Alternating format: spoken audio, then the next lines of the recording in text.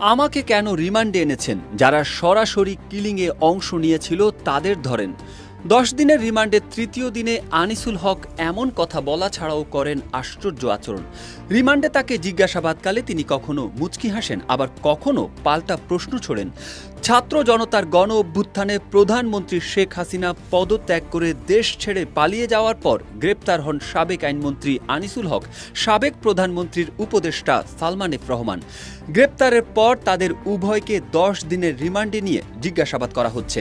জিজ্ঞাসাবাদে আনিসুল হকের কাছ থেকে গুরুত্বপূর্ণ তথ্য পাচ্ছে পুলিশ। রিমান্ডে হত্যা মামলায় গ্রেপ্তার করা হয়েছে শুনে মুচকি হাসেন আনিসুল হক, আবার পাল্টা প্রশ্ন ছুড়ে সুপ্রিম কোর্টের অবস্থা জানতে চান। তদন্ত কর্মকর্তাদের কাছে কারা নতুন করে বিচারক হিসেবে নিয়োগ পেলেন সে বিষয়েও জানতে চান তিনি।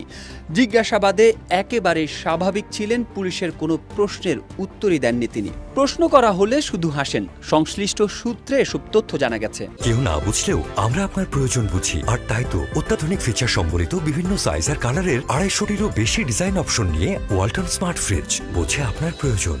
জিজ্ঞাসাবাদের সময় আসামিরা কী ধরনের অভিব্যক্তি প্রকাশ করছেন জানতে চাইলে সংশ্লিষ্ট কর্মকর্তারা বলেন, আনিসুল হক বেশিরভাগ সময় হাসছেন, বলছেন প্রধানমন্ত্রী আমাদের যে গাইডলাইন দিতেন আমি সেই গাইডলাইন ফলো করেছি মাত্র। হত্যা মামলায় কেন আমাকে রিমান্ডে এনেছেন? যারা সরাসরি কিলিংয়ে অংশ নিয়েছিল তাদের ধরেন। জিয়াউল হক বলছেন, আমি তো কোনো ইউনিটের ইনচার্জ ছিলাম না, আমি সরকারের টপ অর্ডারের নির্দেশে কাজ করেছি। তার কাছে তদন্ত সংশ্লিষ্টদের প্রশ্ন ছিল, আপনি তো ন্যাশনাল টেলিকমিউনিকেশনস মনিটরিং সেন্টারের মহাপরিচালক ছিলেন, আড়ি পেতে মানুষের প্রাইভেসি নষ্ট করেছেন। আপনার নির্দেশেই বিরোধী মতের অনেককে আয়নাঘরে নিয়ে নির্যাতন করা হয়েছে, খুন-গুমের শিকার হয়েছেন অনেকে। তখন বলেন, আমি তো স্বরাষ্ট্র মন্ত্রণালয়ের অধীনে কাজ করেছি, মন্ত্রণালয়ের নির্দেশ বাস্তবায়নের চেষ্টা করেছি। যে আয়নাঘরের কথা বলা হচ্ছে সেখানে আমাকেও 8 দিন রাখা হয়েছে, এরপর আমাকে গ্রেপ্তার দেখানো হয়। সাবেক প্রধানমন্ত্রী শেখ হাসিনার নির্দেশে দেশে অরাজকতা ও রাজনৈতিক সহিংসতার ঘটনার দায় স্বীকার করেছেন আওয়ামী লীগ সরকারের সাবেক আইনমন্ত্রী আনিসুল হক। এছাড়া দায় স্বীকার করেছেন সাবেক প্রধানমন্ত্রী শেখ হাসিনার উপদেষ্টা সালমান এফ রহমান এবং চাকুরিচ্যুত আলোচিত সেনা কর্মকর্তা মেজর জেনারেল জিয়াউল আহসান। জানা যায়, গত 16 আগস্ট নিউ মার্কেট এলাকায় পাপোশ বিক্রেতা শাহজাহান আলী হত্যা মামলায় এই 3 আসামি রিমান্ডে থাকলেও তাদের বিভিন্ন বিষয়ে জিজ্ঞাসাবাদ করা হচ্ছে।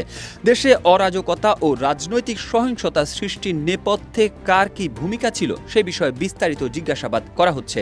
শুরুতে তারা সাবেক স্বরাষ্ট্র ও সাবেক সেতু মন্ত্রীর ওপর দায় চাপালেও এখন দায় চাপাচ্ছেন সাবেক প্রধানমন্ত্রী শেখ হাসিনার ওপর। তারা বলছেন, আমরা কেবল প্রধানমন্ত্রীর নির্দেশ বাস্তবায়নের প্রচেষ্টা চালিয়েছি, তবে সাবেক প্রধানমন্ত্রী শেখ হাসিনার নির্দেশ বাস্তবায়নে তারা যেসব পরিকল্পনা করেছেন সেগুলো বাস্তবায়নে মাঠ পর্যায়ে হুকুম দিয়েছেন বলে এরই মধ্যে স্বীকার করেছেন।